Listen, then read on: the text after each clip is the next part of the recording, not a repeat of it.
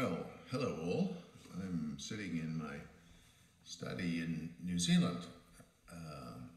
It's a great honour, sad, but a great honour to be presenting in this workshop in honour of the man we called China, Mahadeva Srinivasan, who was one of the cleverest and most gracious people that I ever worked with. I learned a great deal from China. This first introductory slide shows me in my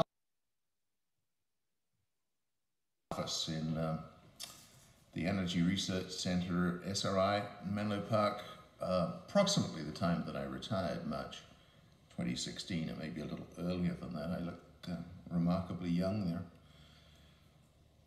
The next slide, 2, attempts to encapsulate the major collaborators and contributors to the SRI effort. I'm sure I've left some people off. I apologize for that. The largest group, of course, is the people that worked at SRI,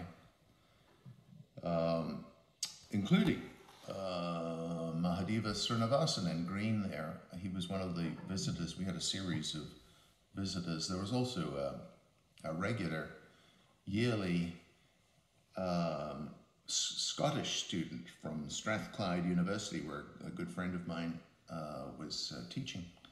So that group could be expanded, but there are 20 people in that group, the core of which was, in the early days, Stuart Smedley, Fran Tanzella, and myself, and Sharon Wing too. Sharon Wing was working with us at that point, and we slowly added people. Susan Creamer was my administrative assistant for all of those years. Dave Golden was my boss, but he contributed more than simply being a boss. He was a very clever scientist, still alive. The EPRI group were sponsors. I've coded the sponsors in purple subtly there, but they were more than sponsors by far.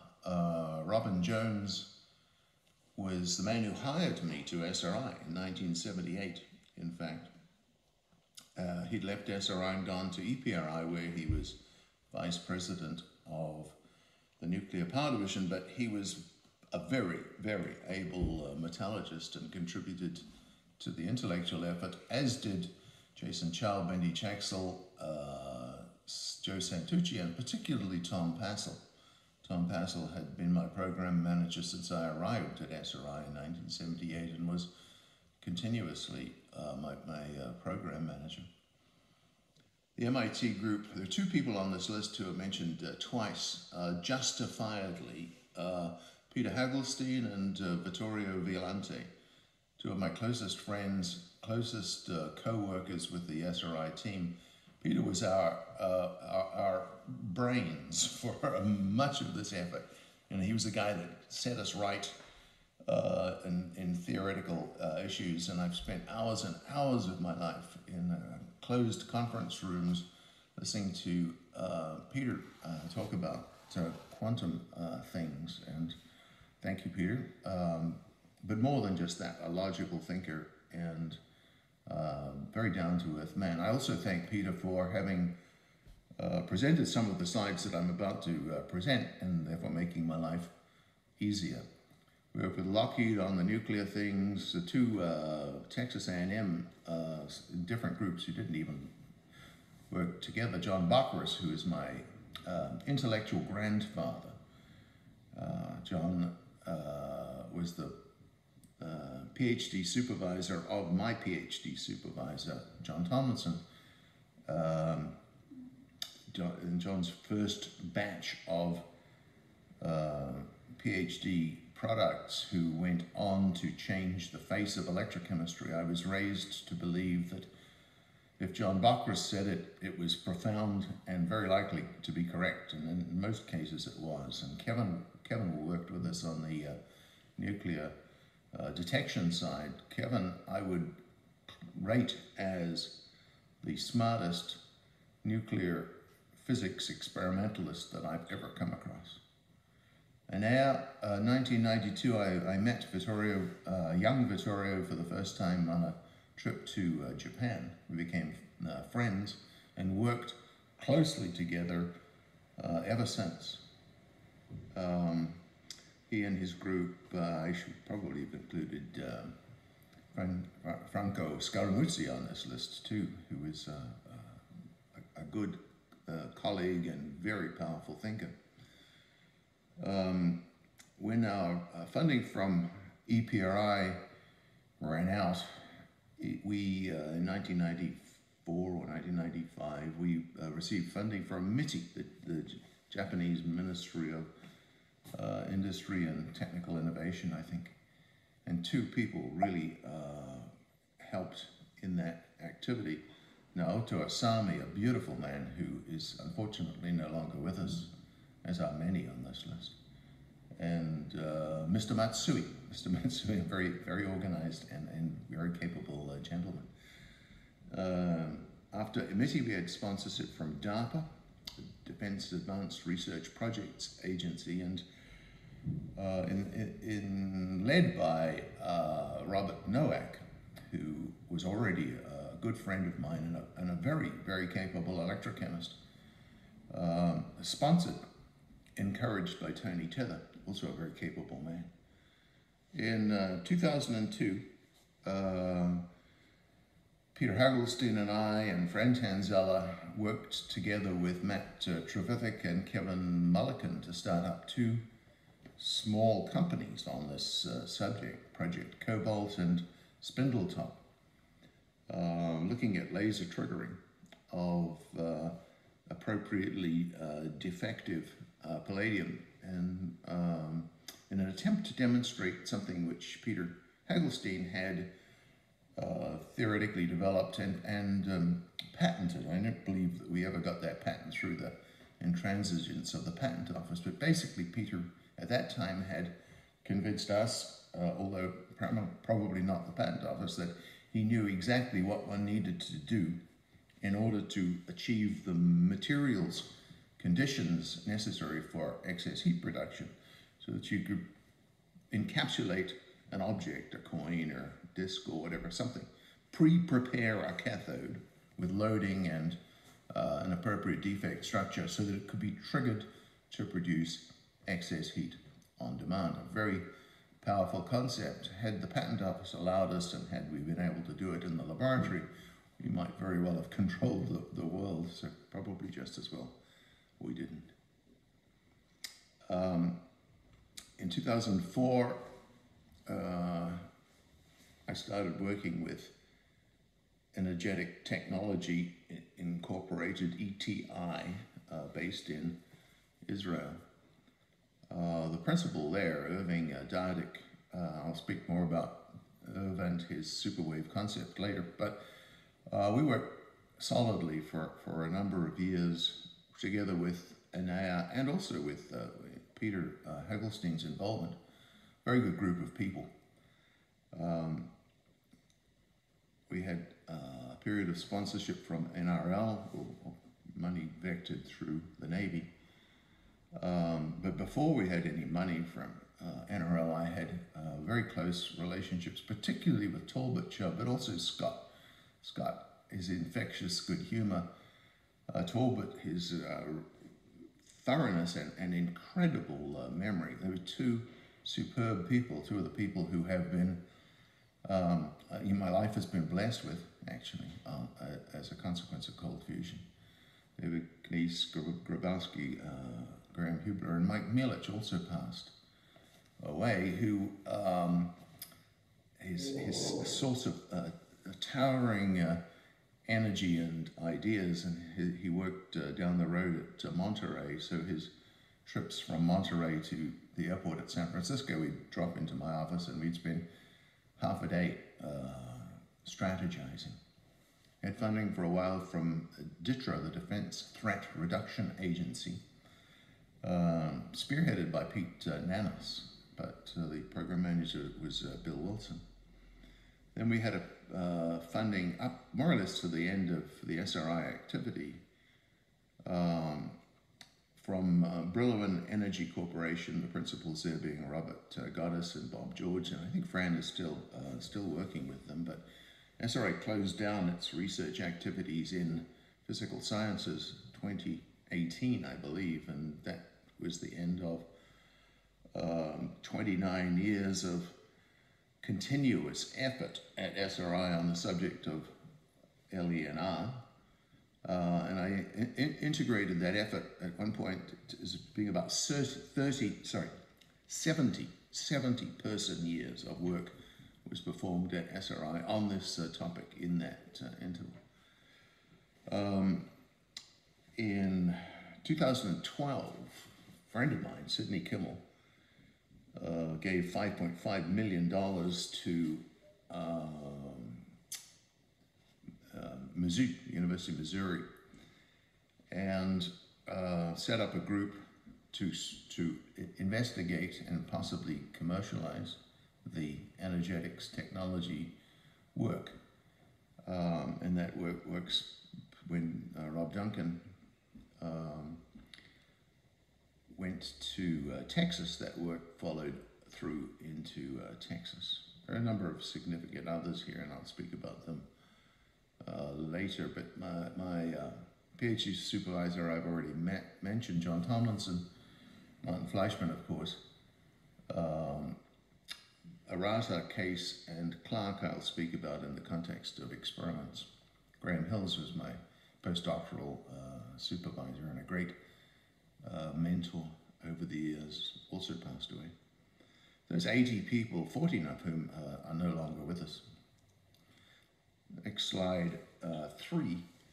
I've modestly listed 18 major contributions and replications by the Energy Research Center at SRI of the cold fusion or LENR effect.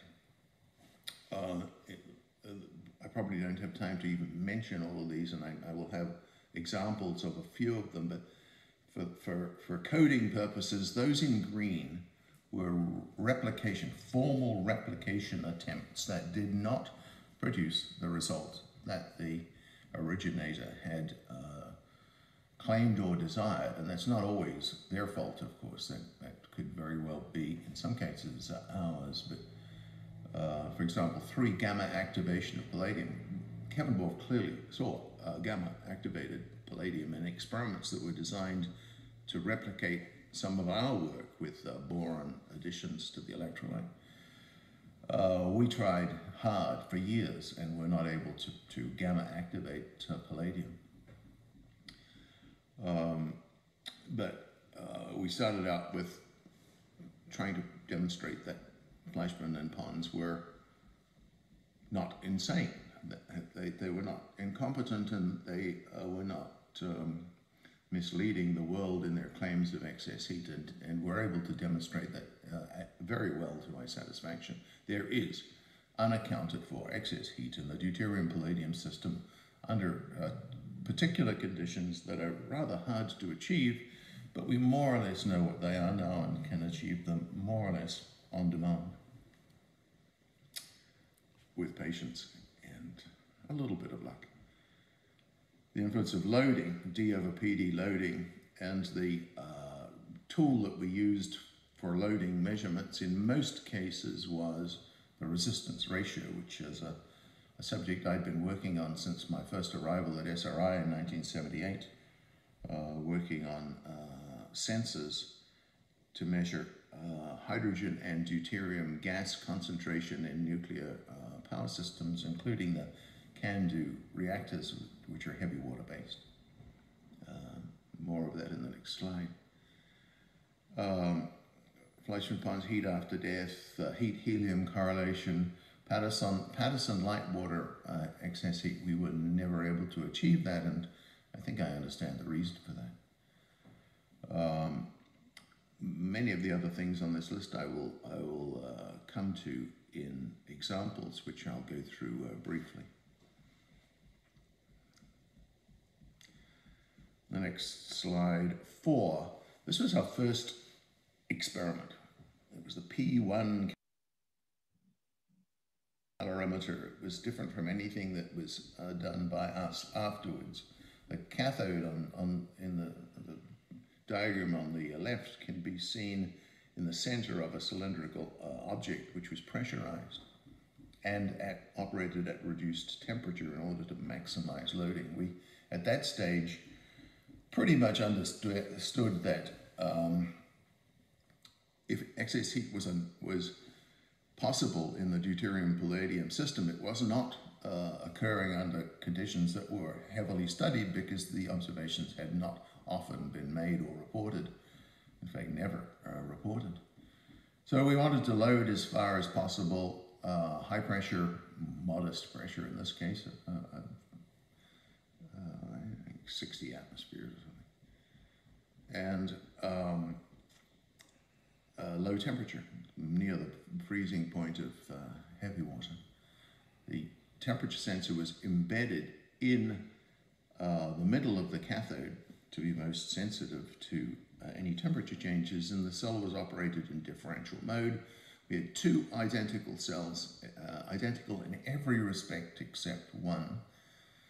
One cell was bulk palladium, a piece of palladium that I had, in fact,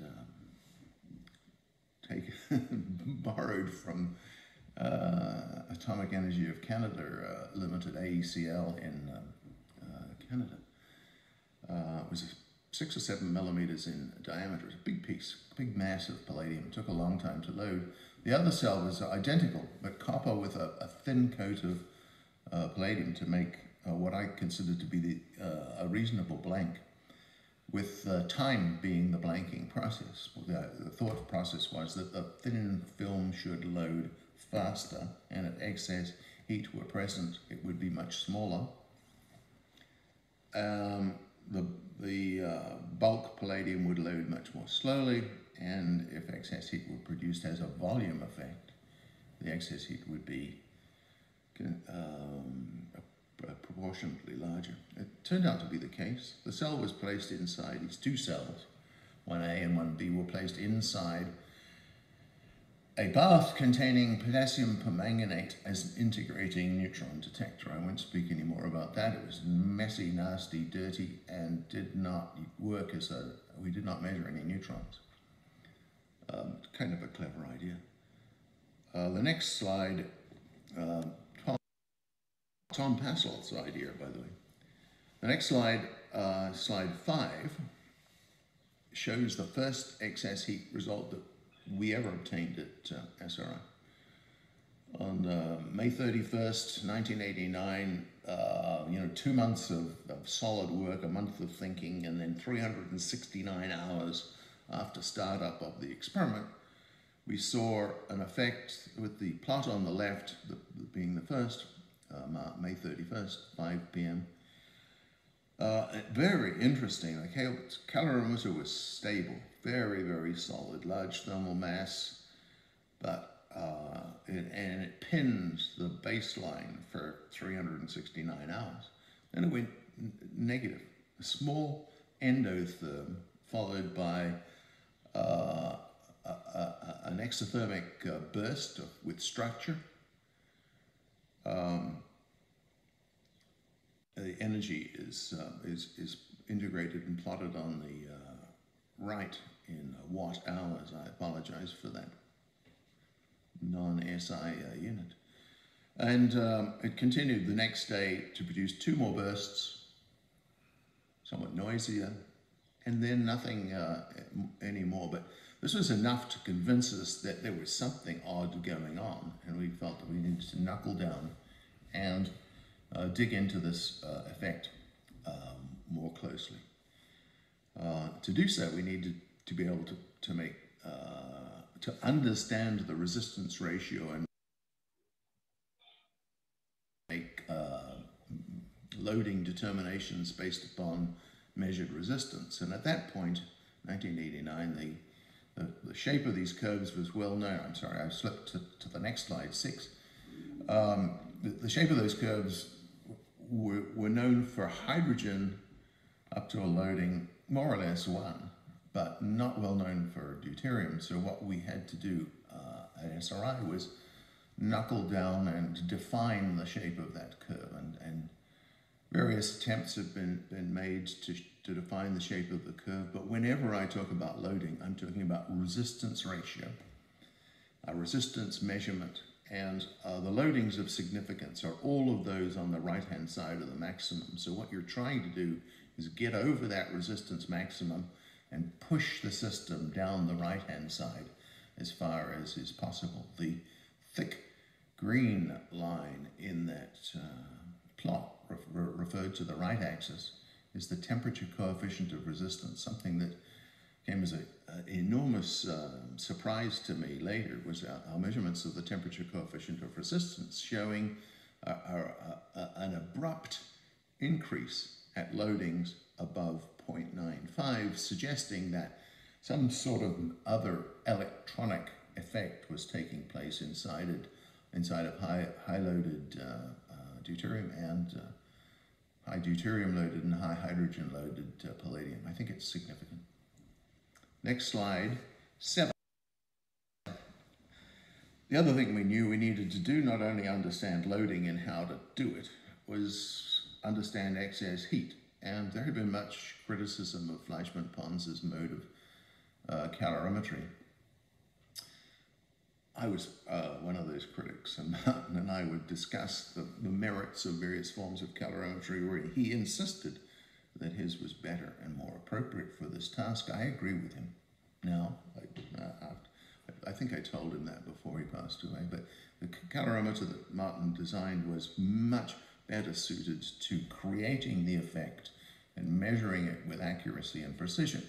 Mass flow calorimeters are plumbing devices. They're slow and clunky and leak, but we were able to make one that had very high accuracies, very high stability, absolute accuracy plus or minus 0.35%, thermal efficiency, and where almost all of the heat measured was in the moving water, not conducted or radiated out of the cell.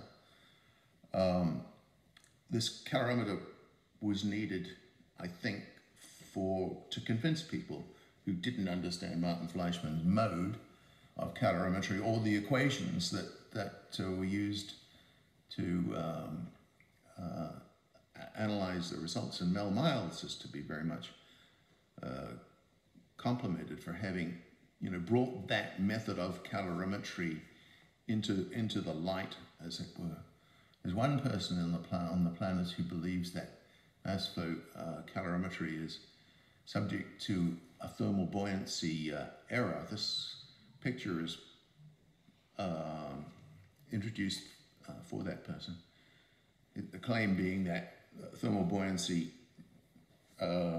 raises a hotter stream to the top, so that if your sensors are one above the other, you can induce an error that is not true.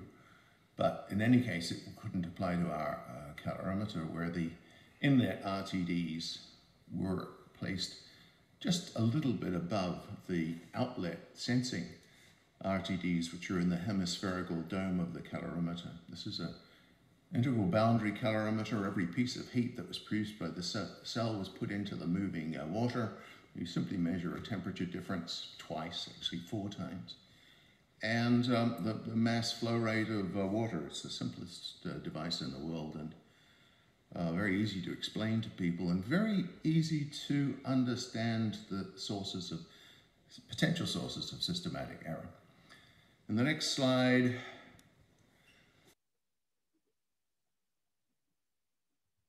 Peter's already spoken to some of these, and I won't dwell on this, but the top left quadrant, red is red and blue. 2 cells run in electrical series, therefore simultaneously. One light water, blue, one heavy water, red. Both interrogated with the same current density, which is shown in green. Actually, yeah, current density amps per square centimeter. As you can see, the excess power for the red is responsive to the current density, but only above a fairly significant current density threshold. And the plot to the right of that, the top right quadrant, is excess power as a function of current density. It's more or less linear above a very non-zero threshold value. The excess power for the light water cell nails the baseline at all current densities. Bottom left is the largest excess power that we saw in that mode of calorimetry, something like 30% excess power with a very low error bars. And the bottom right is the largest percentage excess power that we observed simply as a function of the electrochemical input. And the way that we ran our calorimeter, we put both heater power and electrochemical power into it to keep the input power constant. But we observed something like 500% for this experiment P19, which had boron introduced into the electrolyte, which therefore self-doped the cathode. This is a different mode of excess power production, which I'll speak to a bit later. I've presented this next slide 9 many times. It's just the resistance ratio versus loading curve on the right-hand side of the maximum, reinforcing the point that what the region you need to be in is as far down the right-hand side of that resistance ratio curve as possible. So the bottom right quadrant, all of the points labeled in red, excess heat was observed. Those in green and yellow, excess power was not observed. Single anomalous result, ETI, Energetics Technologies Incorporated 035-9, we had high loading, a loading of 0.972, and no excess heat was observed. We did observe a very significant amount of tritium in the electrolyte. I leave that for theorists to cogitate upon, but that is the only time that we have observed the conditions that we, SRI, believe to be necessary for excess heat production without observing excess heat, and instead we observed tritium. The next slide, 10, just makes the point that you need loading, and that the columns to the right, red is results at SRI, green is results at LENR.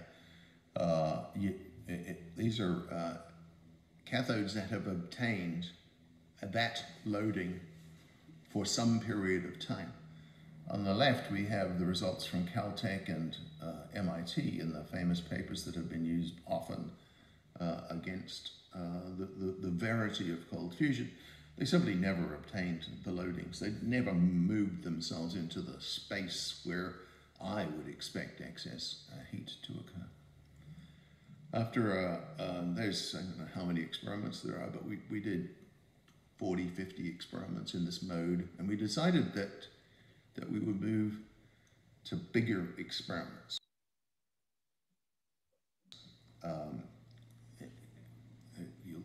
You'll for good and bad, I guess. So in the next slide, we see the C1 calorimeter on slide 11. It was a big thing, liters. The cathode was 100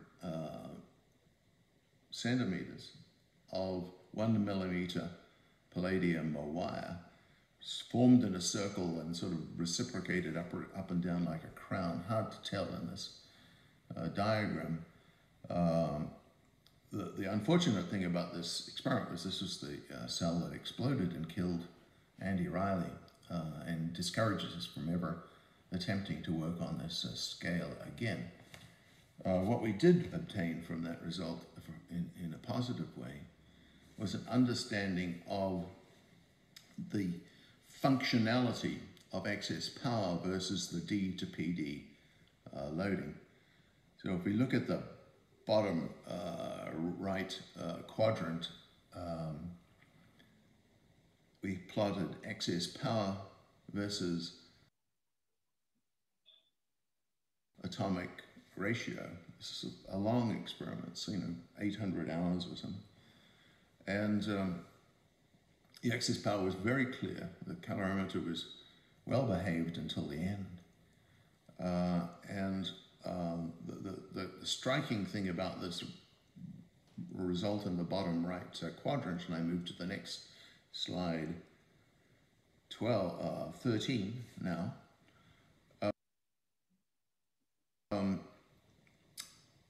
I presented these results at ICCF 3 in Nagoya in 1992. I think I spoke first, Martin spoke next. The next speaker was Keiji Kunamatsu, a friend of mine and another ex-Southampton guy. And I was completely astounded to see his results more or less replicate ours. The excess power occurred above some loading threshold and increased in a parabolic manner, roughly parabolic manner, as the loading improved. Keiji's threshold was a bit lower than ours, maybe 0.83, mine was 0.875, I believe.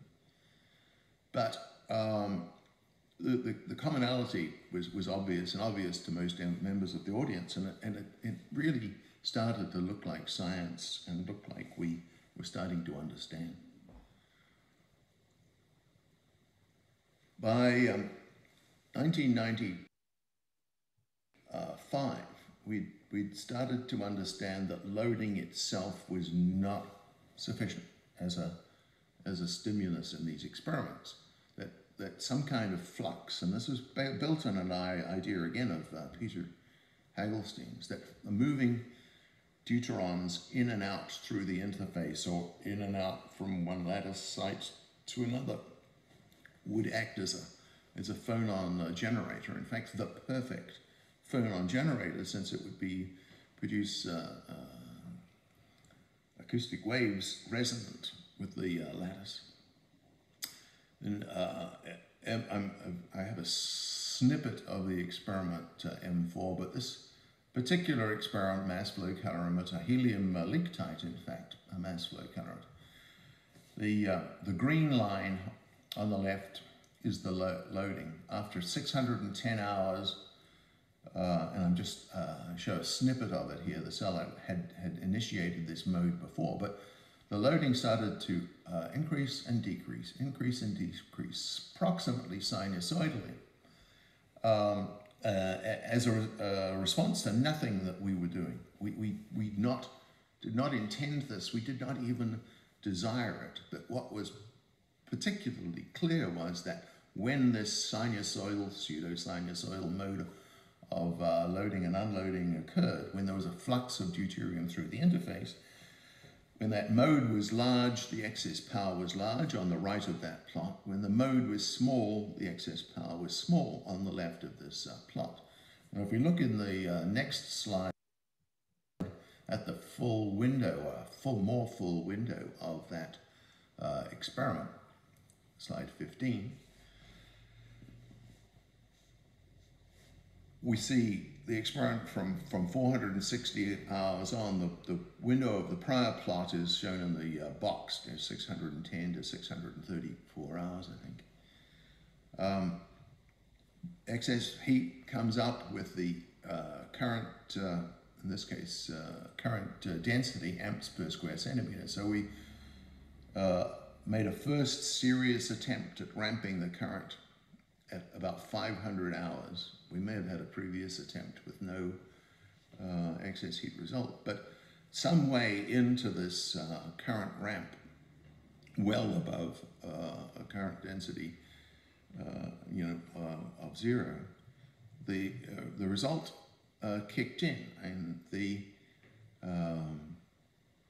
current density threshold in this particular result was 425 milliamps per square centimeter, which is huge current by electrochemical standards, or anything that's not a battery. So by developing a fitting function we could somewhat predict the excess power by the function at the top. Excess power, Pxs, is proportional to m as a proportionality constant. The loading, x equals d over pd minus some loading threshold value, in this case 0.833, which is more like the threshold that Kunamatsu's group showed.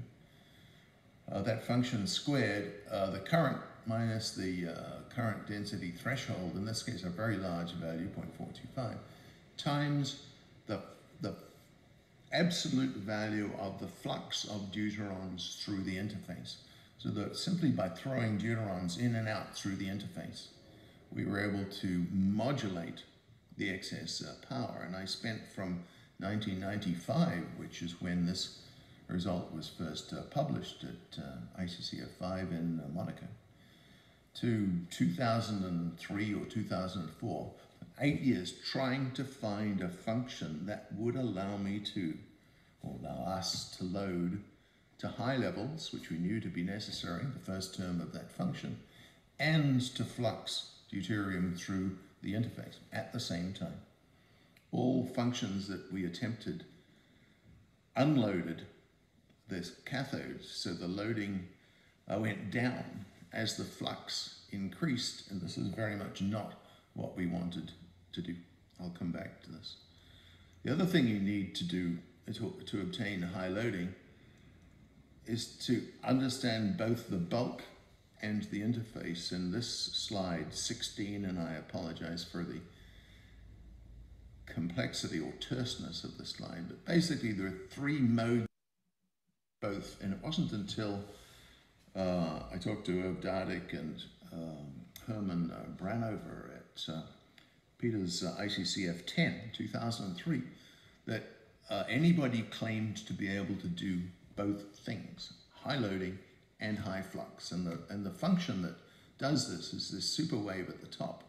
Very, very strange looking function, in which when I first heard about it, Dardick is a medical doctor, and disbarred medical doctor. And he was telling me about loading of hydrogen into palladium, deuterium into palladium. I knew he couldn't possibly be right because he wasn't one of us. And when the function was described, I thought, that's preposterous. It can't possibly work, until we tried it.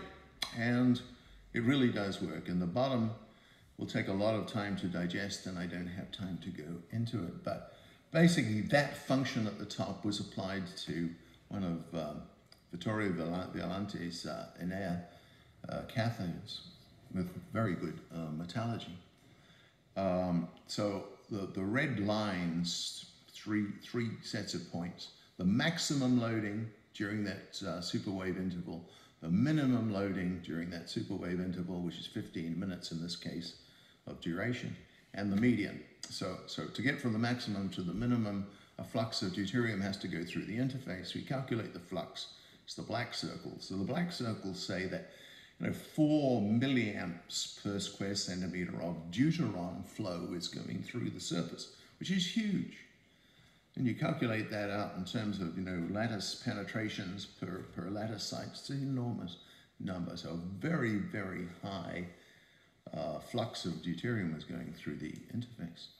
And the loading is high. The loading on the right-hand side of that picture is 0.975. So superwaves let you load and flux without one compromising the other.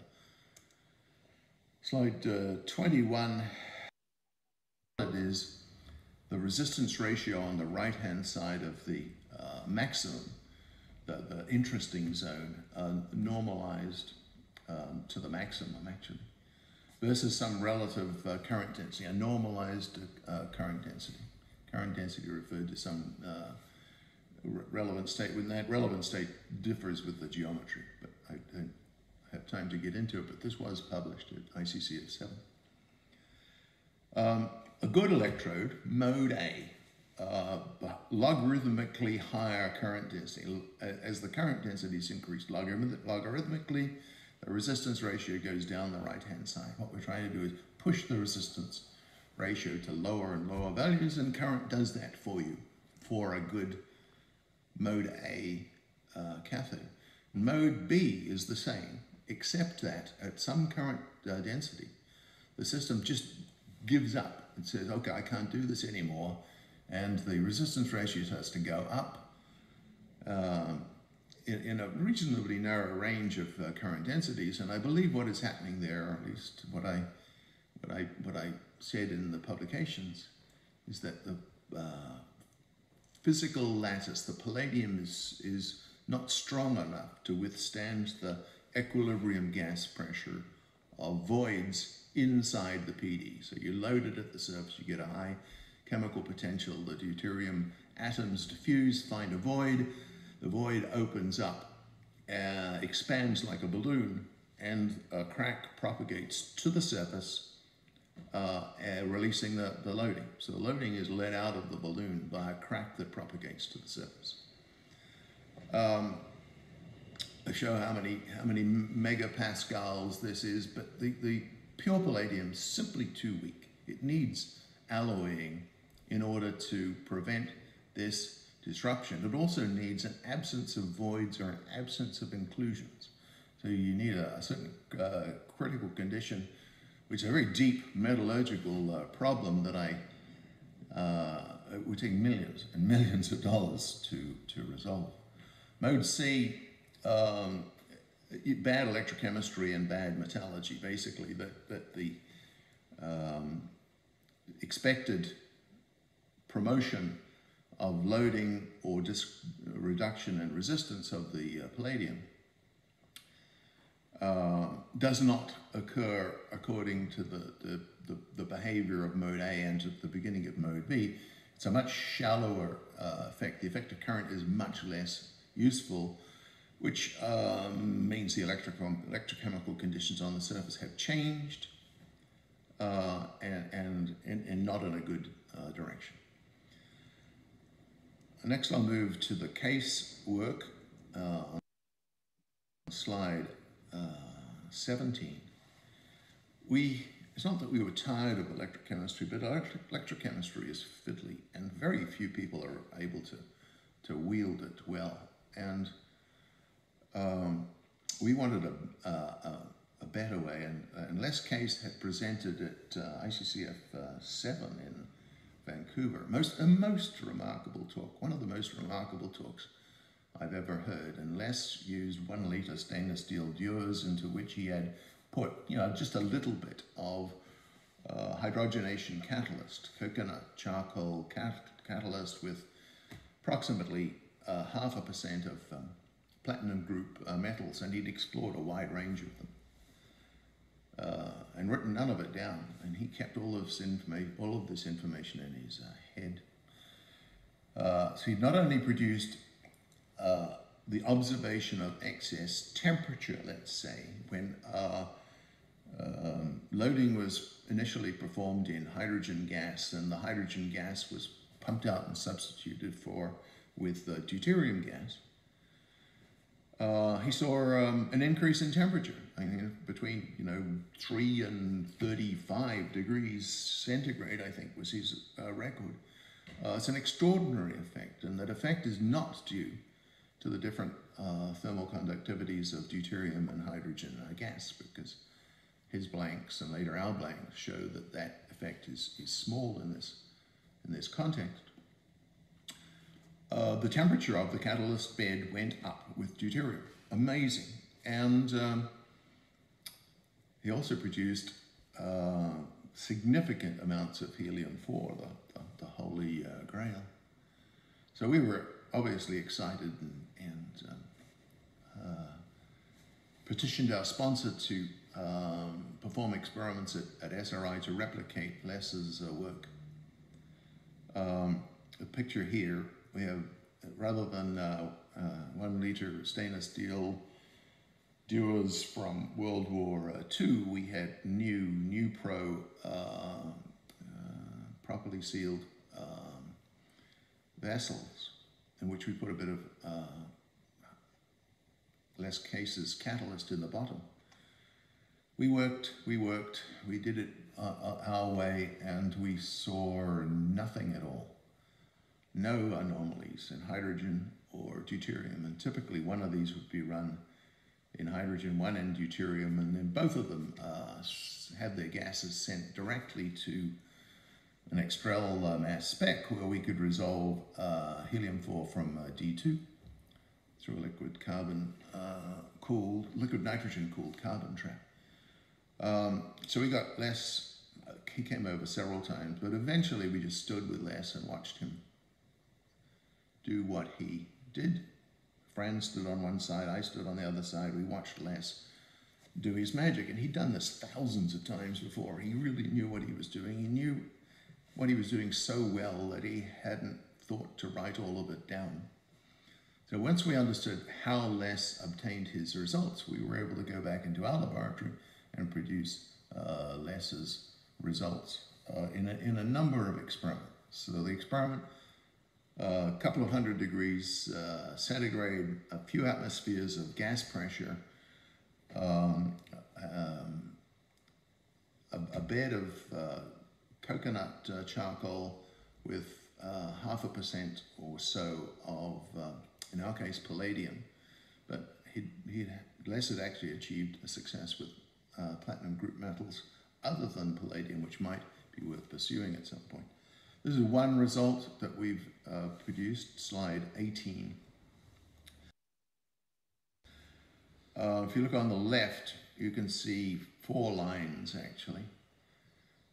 We are able to do calorimetry in 2 ways. Compare the temperature of the bed in the active cell versus the blank, and you can designate them either way. Or the gradient between the temperature in the bed and the temperature in the air above it. So both modes of calorimetry produce very similar results, the green and the blue in the picture on the left. And both show 3 different modes of behavior. Nothing happens for 5 days. Between 5 days and say 12 or 13 days, the excess energy rises because of the excess heat observed, more or less linear, and then the slope changes to a higher value at about 13 days. And the red line, the heavy red line, is the measured helium. So the helium line parallels almost exactly the lines, including the detail of the shapes of the excess energy, the integrated excess power obtained in that cell. On the right-hand side, this curve, I think Peter did show, what the expectation value for a reaction, D plus D going to something, a question mark in a blue box, going to helium-4 plus 24 MeV. When we plot our energy versus helium, we would expect a slope of 24 MeV. We observed a slope of 31 MeV per atom with a considerable uncertainty. So the expectation value, 24, is within 31 plus or minus 13 or 32 plus or minus 13. But I don't believe that the reason that we don't get the right Q value is experimental uncertainty. I believe that it's because not all of the helium-4 is released into the gas phase promptly for analysis by the mass spectrometer, and I'll support that argument with a subsequent slide. So we were astonished, in fact. It wasn't very large amounts of excess heat. I think 170 milliwatts was the largest excess power that we observed in the experiment, but it was very clear. It's a very solid calorimetric system with inbuilt calibration. Next slide, 19, is our attempt to replicate the work of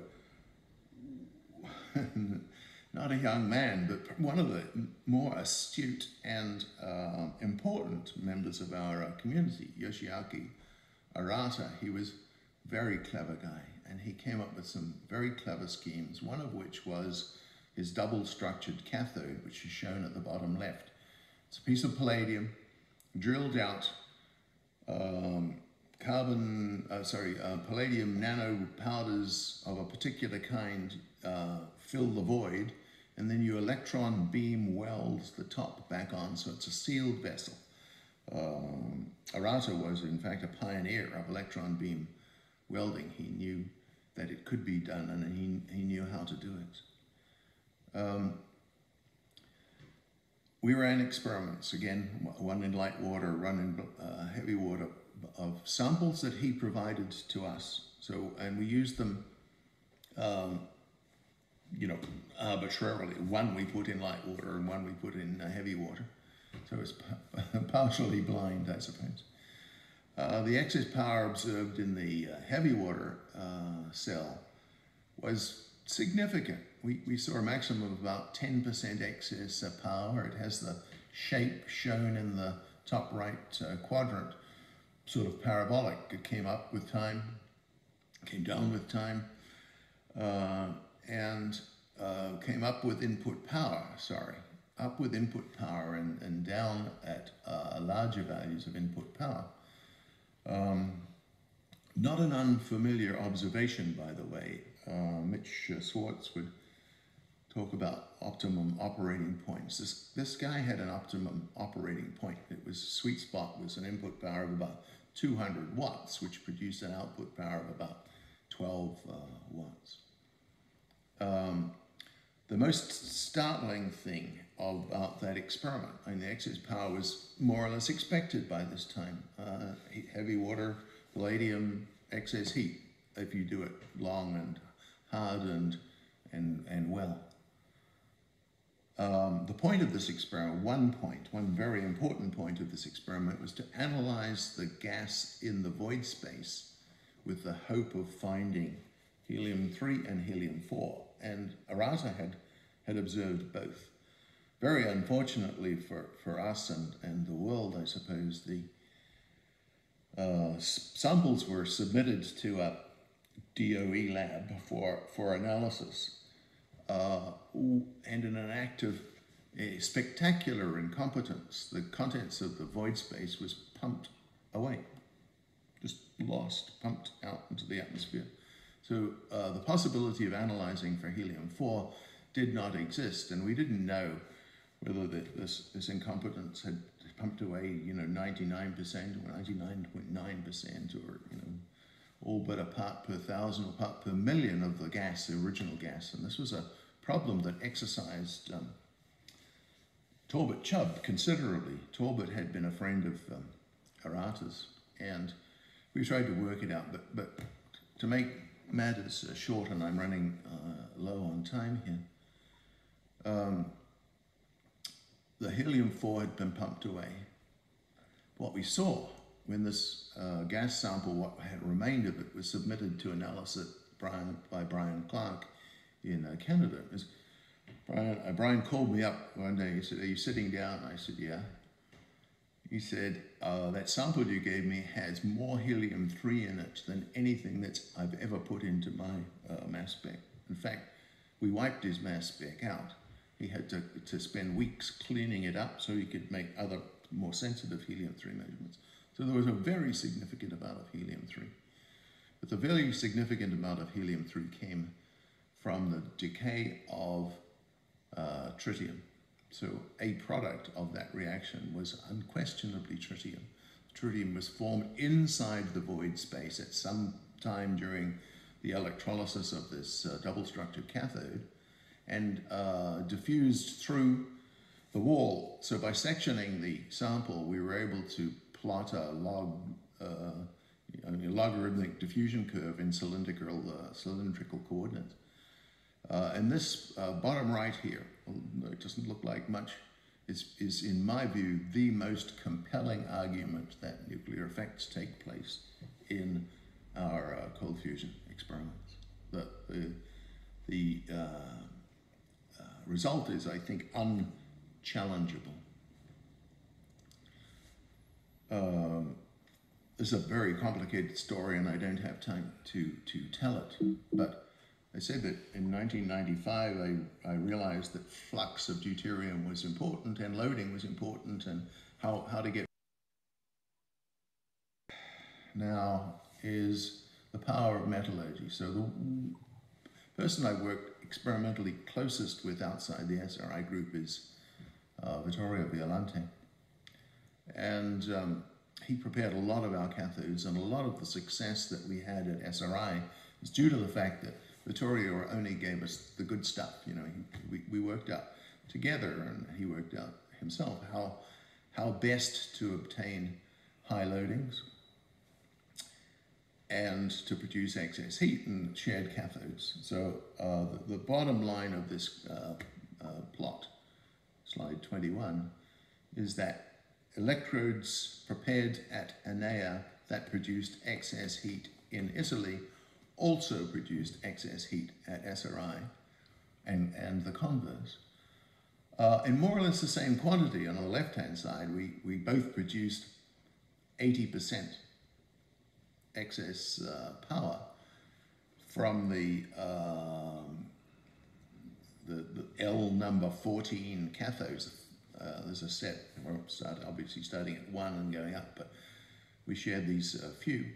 So if we saw it, Enea saw it, we more or less the same amount. Some divergence because of different modes of excess heat production, which I don't have time to get to, but Enea and Vittorio are very much to be complimented for having come to grips with the metallurgical problem, which in ICC of 7, we had sort of thrown our hands up and say, wow, this is going to be complicated. 2012 or so, we developed what I regard as the nicest calorimeter I've ever worked with, which is you put a small section of palladium or nickel or whatever you want, loaded with whatever. We loaded typically with hydrogen and or deuterium. And you pass a pulse through the wire to completely dissociate the lattice. So you explode the wire in the nitrogen. The energy produced boils the nitrogen, lifts it up, and you measure it. The calibration on the left is straight and tight. The numbers actually fit within the width of the calibration line. And the reason for doing this was sponsored by DITRA, the Defense Threat Reduction Agency, and the reason will be clear. We knew how much energy you could get out of cold fusion. I think 20,000 electron volts per deuterium or palladium atom is the largest number that I'm aware of. So that's a lot of energy, and energy is obviously the most useful thing in the world. But what's the power? How fast can you get this energy up? And for certain uses, power is equally important to energy. So I wanted to trigger as hard as possible and blow the whole thing up to see if I could trigger a burst of excess energy as excess power. And the phase change calorimeter, the second to last slide, 23 here, these are the results of a number of experiments performed, a lot of calibration runs, which, as I said before, nail the line. And when it's nothing, it's really, really obviously nothing. And nothing falls below the line, which plots output energy versus input energy. And obviously a straight line with slope 1, but these are obviously not on a straight line with slope 1. These are, some of them, well above it. And we did all sorts of things. The bottom line, highly loaded palladium with finely divided palladium on the surface it produced the most amount of energy. But a very important thing, and this is the first time at SRI that we have any evidence for this, is that 2 out of 3 of the nickel hydrogen on nickel experiments, so just nickel and light hydrogen or normal hydrogen produced excess power. So the green lines, green points you see above the line here are the first pieces of evidence that we have at SRI that the nickel natural hydrogen system produces excess heat. It's smaller, about a third, but it is, I think, evident. Final slide, 2000. It's me and the sun at LENR, a beautiful conference. Again, acknowledging my esteemed colleagues and those departed, including Chino. Thank you. Thank you for your attention.